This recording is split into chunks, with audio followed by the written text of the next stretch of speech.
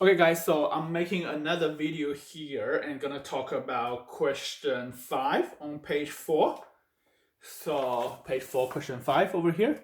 So, again, this is one of those questions that you have a more complicated situation. Again, you need to draw diagrams and figure out what the situation is and what is the process, and then be able to solve the question. Okay, just like question 6. So, but I'm gonna do this one with you as well, so then you get another example for you. Okay, all right. So, page 4, question 5. Okay, so a girl throwing this 3 kg ball down to the ground as hard as she can. So she's throwing a ball downwards. The mass is 0.530 kg.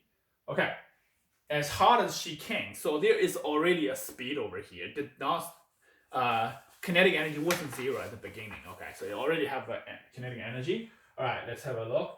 Then it rises up into there as high as she can. Oh, at the instant it leaves her hand, it was 1.2 meter above the ground.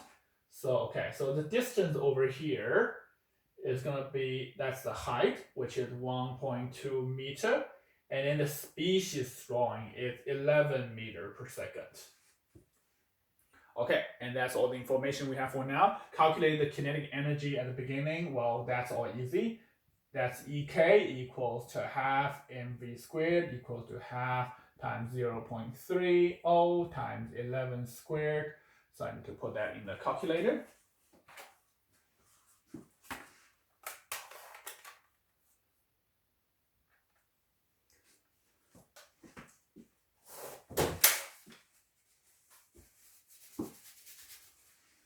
Okay, so that's 0.5 times 0.3 times 11 times another 11.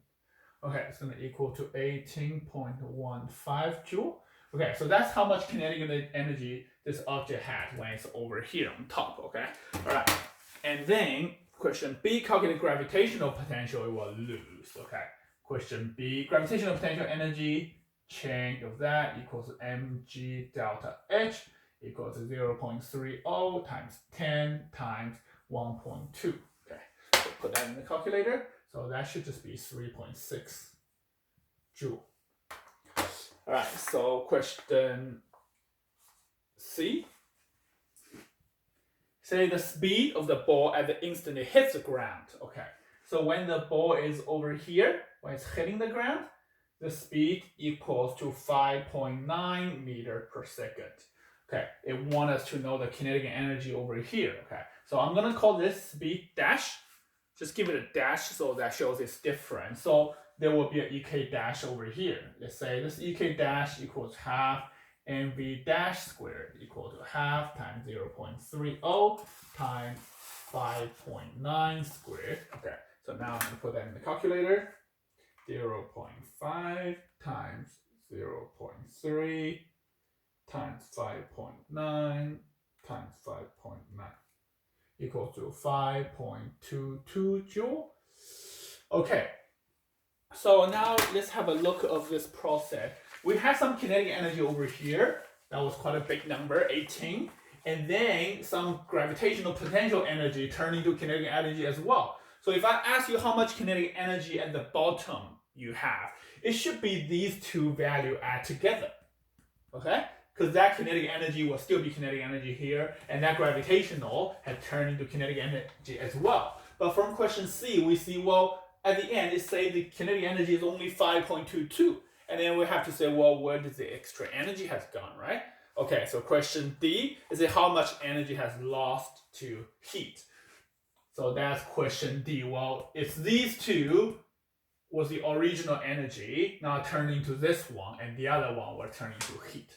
So I'm going to say EK plus that change of EP will equal to this EK dash plus the heat energy. Okay, so what does heat equal to? Heat equal to the total energy before, which is 18.15 plus 3.6, and minus the leftover kinetic energy over there, so which is 5.22. Okay, so now I'm going to put that in the calculator.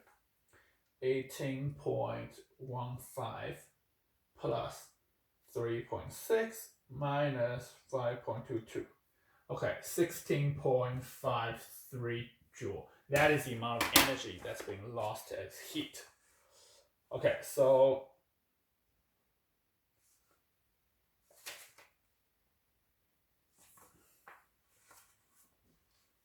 all right, so question E.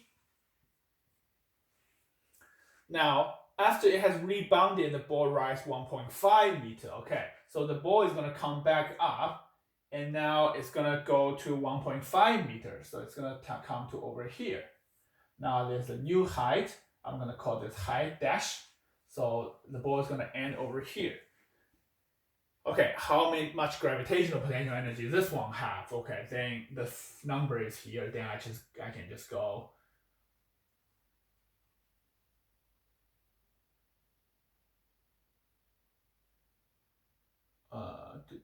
Right.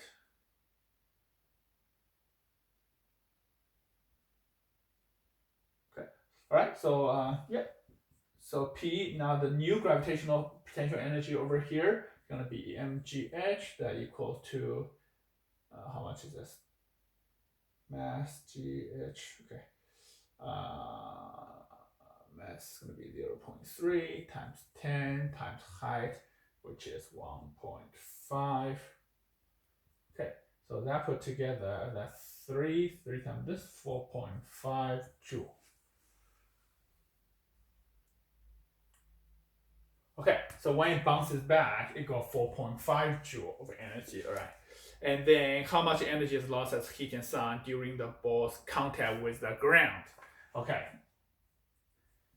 So when it's contacting the ground, how much is the kinetic energy? That is this one. This is how much kinetic energy we have when it's coming to the ground. So when it comes up, the gravitational potential energy, now how much do we have left? Is this one over here. There's the difference of energy. So this is where the energy is lost as heat and sound, okay? All right, so I'll say delta E lost over here is the final gravitational potential energy, 4.5 minus that. Oh, sorry, went backwards. It should be the kinetic energy, because that kinetic energy is bigger when it's hitting the ground. So the kinetic energy is 5.22 minus the energy we have at the end, 4.5. All the other energy is lost, 0.72 joule. Okay, so that's this question. Again, you draw the diagram and you analyze the energy. Okay, when it's dropping here, some energy is lost. When it's hitting the ground, some energy lost, and then over here it goes up. It did not consider the energy lost during this process. They just consider as a whole. It's when it's contacting and rising in the air, the total energy loss is going to be this much. Okay, so I hope that makes sense, and I'll see you guys in the next video.